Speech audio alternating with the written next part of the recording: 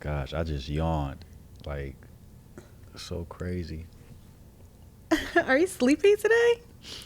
I just felt like right before we just like the cameras came on, I was just like, man, it's like been like the longest day. But has it really been like a long day? I feel like it's been a long day, but then it hasn't really been a long day.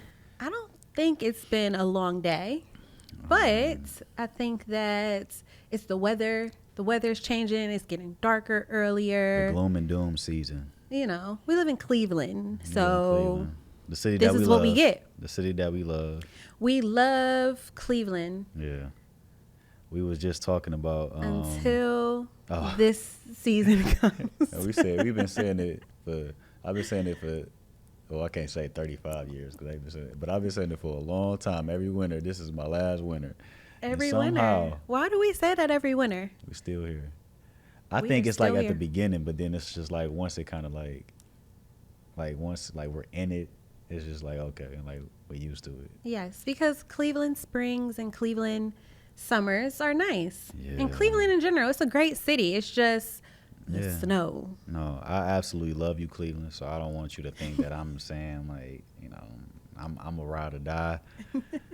Just not in wintertime. Just not in wintertime. Not in the winter Not in the time. wintertime. Okay. We was just funny. We were just talking about who could sing better. And Naj was lightweight. I think she was kind of hating on me on the low, but I think I might got you on that. I don't know. Maybe Try real quick. one Let of me see. these days. All right, pick something real quick and just try. Just one of them days. I don't even know what to say.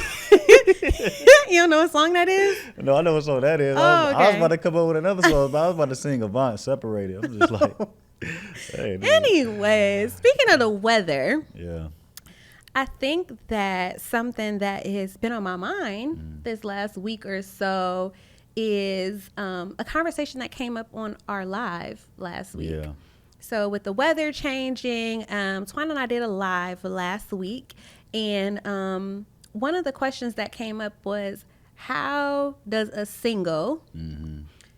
stay content Mm-hmm. during their single season? Yeah. And I guess the reason why the weather kind of ties in this for me is because I feel like more people ask this question or have this struggle with waiting during their single season once it starts getting cold. During the Yeah. summertime, everybody is kind of kicking it. They Hot girl summer. hot girl summer, and then the weather starts to change. Yeah. And we want to be booed up. It's cuffing season. Y'all know what I'm Cuffing talking season. about. Mm-hmm. And so Mm-hmm. I feel like the weight of the wait is intensified Yes. during these months. And not just the weather, it's holiday season. Mm-hmm. So that's another thing that Yeah. more people as singles during their singleness struggle with the holiday season. Yeah. Particularly, let's clarify, because you are single until you are married. You love saying that. Because I had to remind somebody of that the other day. She said she didn't come to one of our singles events. I'm not going to put her all the way out there. But she said she didn't come to one of our singles events because she started dating. Oh wow. She said she was booed up, so she didn't find it necessary. That's And I had interesting. to remind her. She was like, I thought I had made it. Mm. And I had to remind her, you can be a single that's dating. Yeah, you can be engaged. Yes, The day single and before your- engaged. the day before your wedding. If you ain't tied that knot, you are still single in God's eyes. Absolutely. So yeah, that's good. I think it's particularly maybe a little more rough in this conversation for singles who are not in a relationship, who are not dating. So somebody who is in, what would you call it? Like I remember you calling like the depth of your single season. The rawness. The rawness. That's what you call it. The rawness of my single season. I think when we talk about like the weight of the weight, there's like a couple sides to it. So and we'll kind of like talk about each of them, whatever. But there's like the pressure from all sides, right? There's like the pressures that come, and That's then the there's, weight. and then there's it's all the weight, but that's a part of the weight. But then there's the prolonging.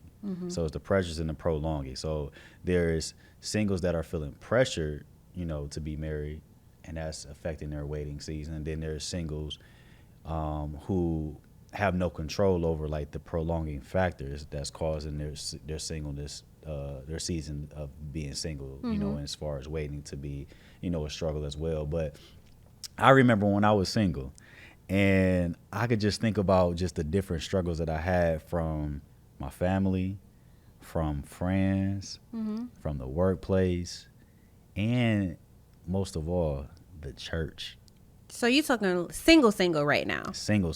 Okay. I'm talking about like just just being single. So like for example, I would just say like starting out as far as like the friends.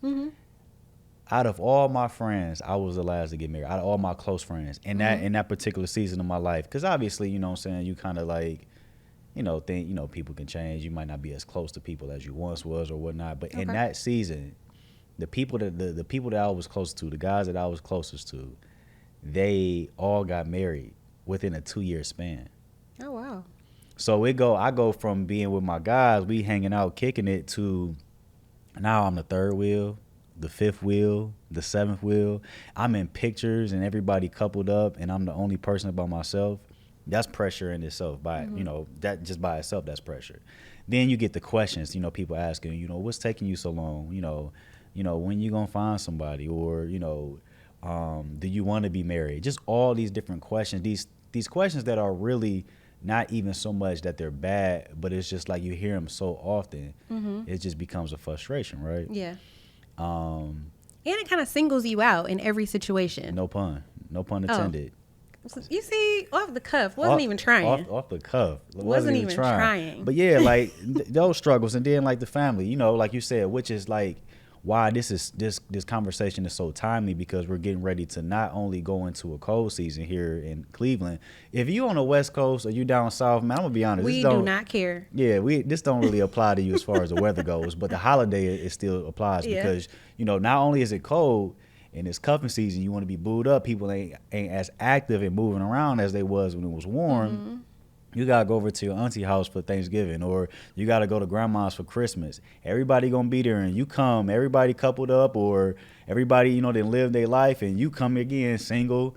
Still you ain't got single. a boyfriend, you ain't got a girlfriend, you ain't got no prospect, no kids. That's another conversation, but yeah, no kids. What's one of the favorite things that your mother or father gonna say to you? When you gonna give me some grandbabies? I'm telling you, and you get to a place where it's just like, man, that pressures, like it starts to force you to feel like, I'm going to go ahead and just do this. I'm going to go ahead and just like, I'm about to just bring somebody, because I'm not going to be the person that's going to get asked again and again and again for the next holiday. And you know, it's gotten so bad that there's so many memes, and I'm sure there are some real prospects of people who are offering almost escort services for the holiday. I'll be your fake boyfriend for the Christmas gathering.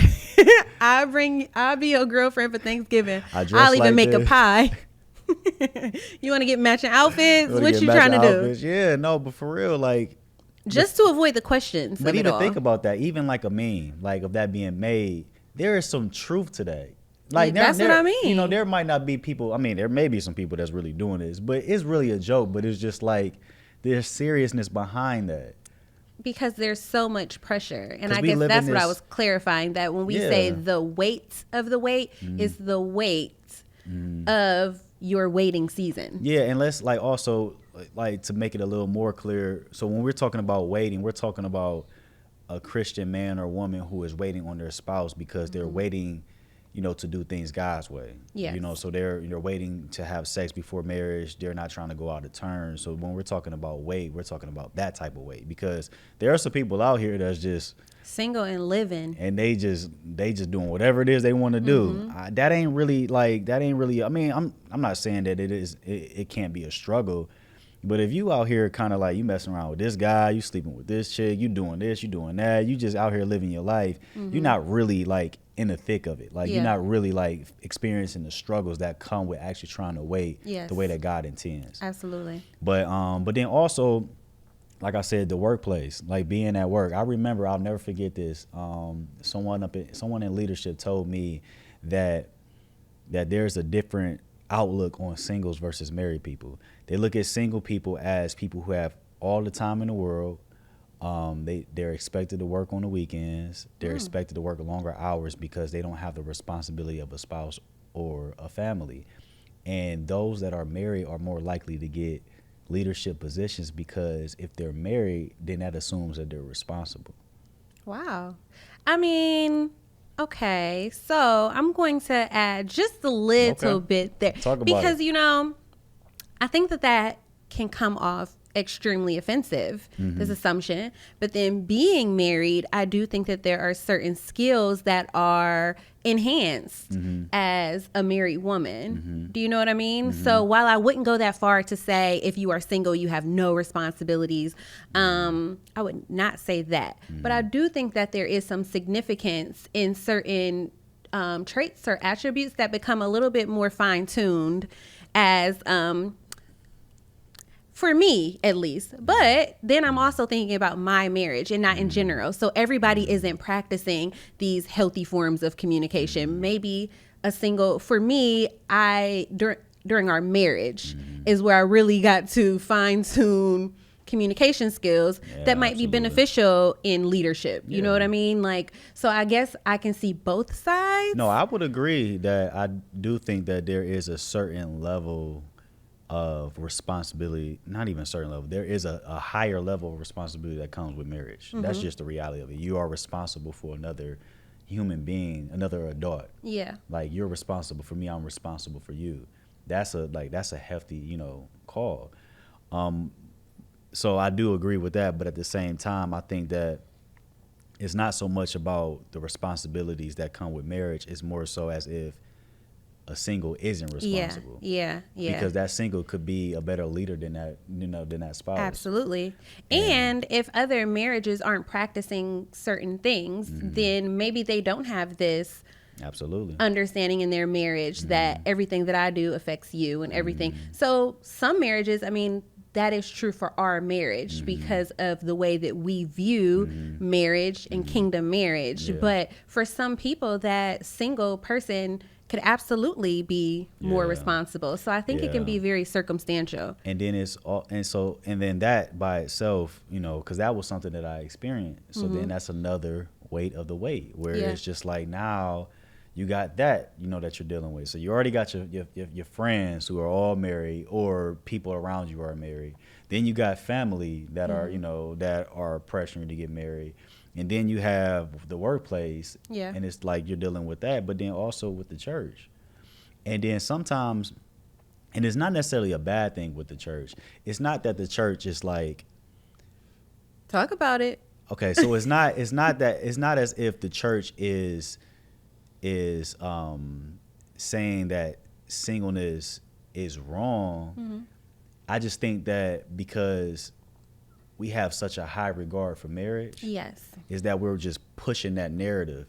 Almost like an underlying bias. Yeah, but on the flip side, what I think happens is when we're in a church setting and we're constantly pushing marriage on people, we're almost saying that their singleness is something that needs to be solved instead of something that needs to be supported. And that's good. And I think that solved and not it needs to be better supported and not as a condition that needs to be it's solved. like, okay, you're single, oh, let's get you married, as if like my singleness is not enough, because we all started that way, right? Absolutely. So there is significance in our singleness. It doesn't mean that just because you're not married or just because you're single that we need to go ahead and expedite God's process to get you to somebody. No, what if God wants them to be single right in this, in this season of their lives? And I feel like me being single in a church and being around so much marriage and love, because we go to a church where marriage is like highly respected. Absolutely. And we all aspire to it because that's just what we're taught, which is a great aspiration to have. But it's just like on the flip side, it's like if we don't have something to show the support of singles, like, hey, well, we love where you guys are at, we're supporting you, we're helping build you up, then it will always feel like singleness is a problem. Right. So less matchmaking and more pouring into singles where they are. Yeah. Or I will say, both. yeah, that's what I was about to say. I don't even think that it has to be less matchmaking. It could be matchmaking, and you know what I'm saying, it doesn't yeah. have to be like where it's like we minimize one, because we do want you to be married. It doesn't have to be either or. Yeah, It should be more both and. Yeah, exactly. So I think that while we're pushing marriage as much as we do here in the ministry, or just with the global church, I think we should also push the beauty of singleness. Yes, Jesus and the significance of that. Paul was single. You know what I'm saying? These are significant people, and there's a lot of single men and women in the Bible. I think that that did significant things. Mm-hmm. Like let's focus on that while we also focus on helping them to get to the next level. Right. So that was something else that I struggled with. Again, weight of the weight. So you got these four that you're dealing with, and then you had mentioned earlier when we was talking like society. Yeah. Well, I guess what I was asking you earlier is all of the different aspects of the pressures. Is societal pressure separate from them all, right? Because then we also could talk about social media and relationship goals and the pressure that comes from movies and music and all of these things. And I guess what I was saying is that separate, or is that what has influenced all of those other things, right? So is it the society or the societal pressures that kind of permeates the work pressure, the family pressure, the friends pressure, or is that its own separate thing? And I don't know if we could really separate them from each other. That's good. You know what I mean? I do think that society is at the forefront of pushing these things, these ideals onto us. And we are a couple. It's so weird because it's like we are a couple-oriented and relationship-driven society, but our regard for marriage is not what it once used to be. Right. And so that's also a thing where it's just kind of like we are pushing for marriage and pushing for people to be coupled up, but then our regard and our respect for it is not there. So it's almost like we want to be married just to be married, and not necessarily because we desire kingdom healthy marriages and the work that entails. Yeah, you know what I mean? Absolutely. And so my question for you, out of the things that we've talked about, the four pressures, is there one that is worse? Personally? Huh? Did you say like my personal experience, or like no, not your personal experience, like just in general for singles today? Okay. What's the worst one? Worst one. I can't say family, because I do think that most people that are dealing with family, these issues with their family, like their family really means well, because they just really want to see them happy. Okay. So I don't think it's coming from a malicious place when they, when they're inquiring. Friends, I think that's just, your friends get married. That's just what it is. Yeah. Workplace, I mean, like that's probably like the least. The church, I wouldn't say none of them are, because all of them are like really like there's well intended, right? I think society. Yeah, that's what I think. I think just because of the pressures. Well, there's a few things. It's just kind of like when we are pressured by music and movies, it's just kind of like these are not the things that we want to really be influencing our decisions and things like that. And I think that in a world of social media, I cringe, literally. This is not just for this podcast. I say this all the time.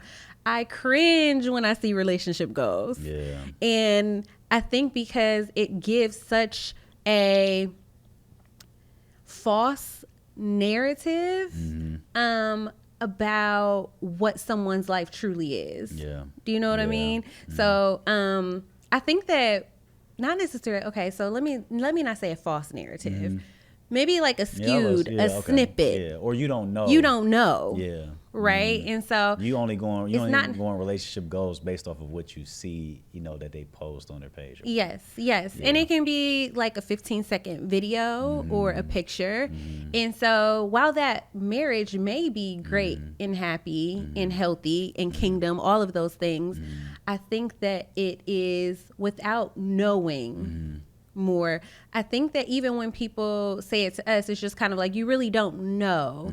And we even do a good job of talking about the ups and downs and the struggles of marriage, while also highlighting the great times and the fun times and the, you know, because I think it's important. It's just kind of important. like the same thing with being a believer. It's like, you know, people when they, you know, get on their walk, you know, they're telling people, oh man, it's the best thing in the world. Oh my gosh, like I'm just like so happy. And it's like yes, like there are amazing, you know, experiences as, you know, as it relates to being a believer. But at the same time, if you're hyping up, you know, your walk to somebody that, you know, is new to this, and once they go through some adversity, they're going to be like, man, this is not what I thought it was, you know, supposed to be. Same thing with marriage. Yeah. If we're going around telling people, oh my gosh, man, it's like pure bliss and oh this and that, and you know, you just singing the praises of what marriage is, which it is, and not give them like the reality that, you know, there's going to be tough days. You're going to have conflict. You're going to have heated fellowship. You're going to have days where y'all don't see eye to eye,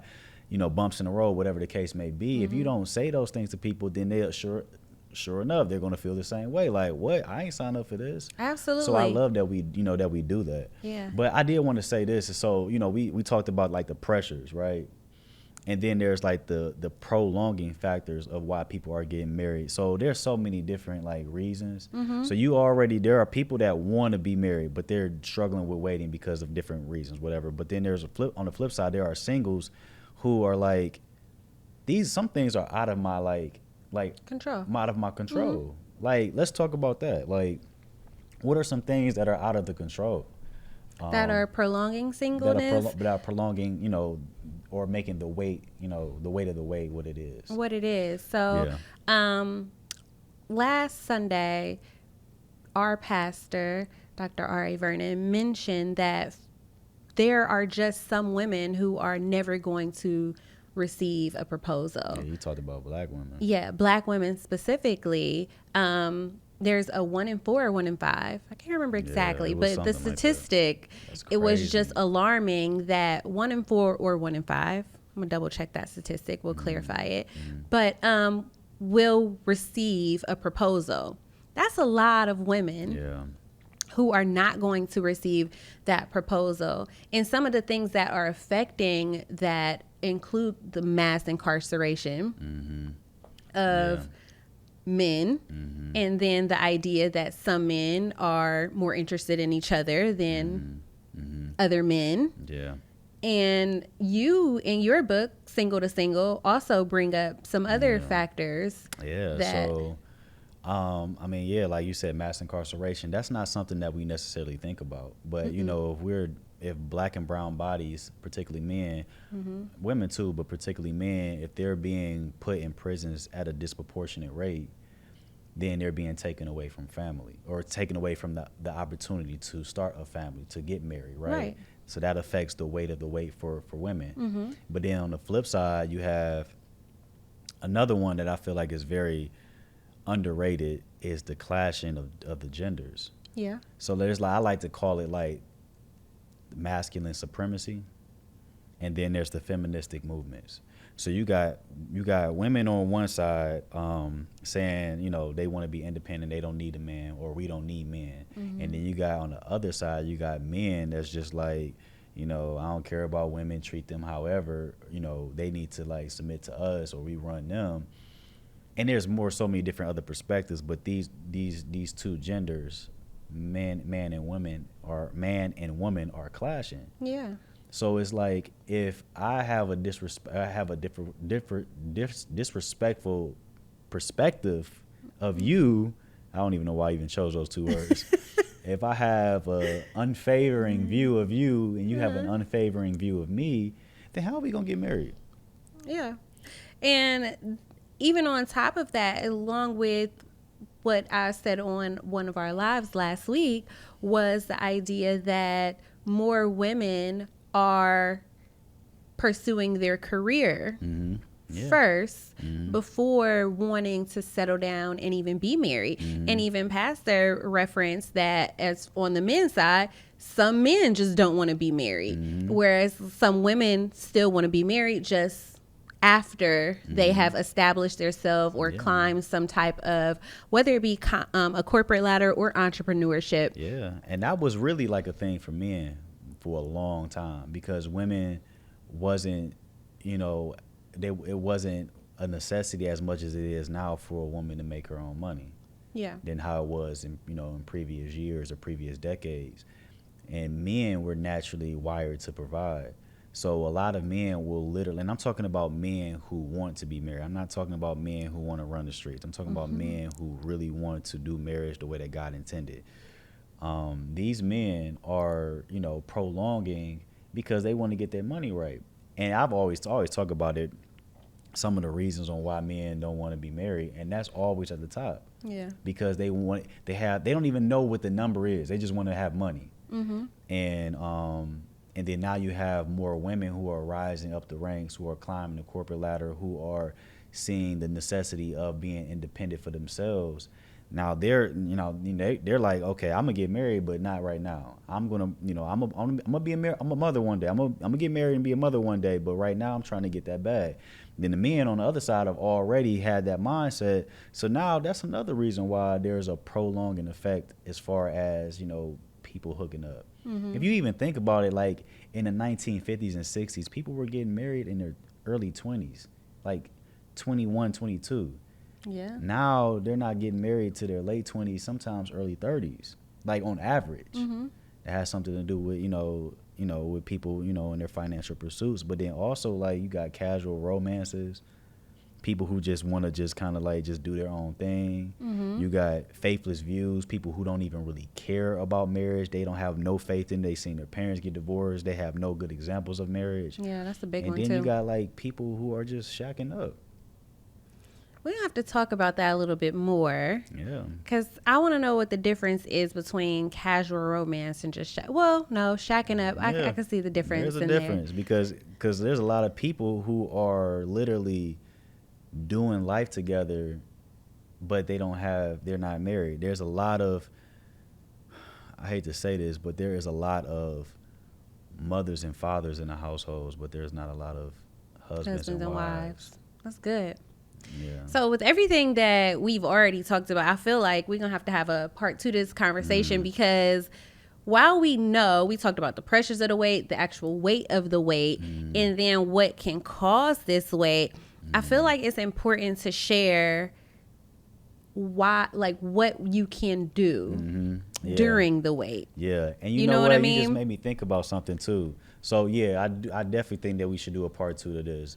But I want to talk about that crazy experience that I had when I was rushing and going out of turn. So wait, you was rushing your weight. Yeah, I was rushing that weight. So I think that's good. So we can talk about the the thing, because we don't want to leave y'all hanging. You know what I'm saying? We want to give y'all some, something to kind of like. Yeah. What did we do during our weight? Yeah, that's a whole nother conversation. That's a whole nother conversation. So I do think that's very necessary to kind of go, piggyback off of this episode and do another part 2. Yes. So this is part 1 This is definitely part 1. The weights of the weight. Yeah. So if you enjoyed this conversation, if you found something useful in this conversation, or if you are awaiting the part 2 so you can find even more benefit to how to handle your waiting season, make sure that you are going to first like and subscribe to our channel, share this video, and then come back for part 2 of this conversation, the weight of the weight. So it's going to be dropping soon.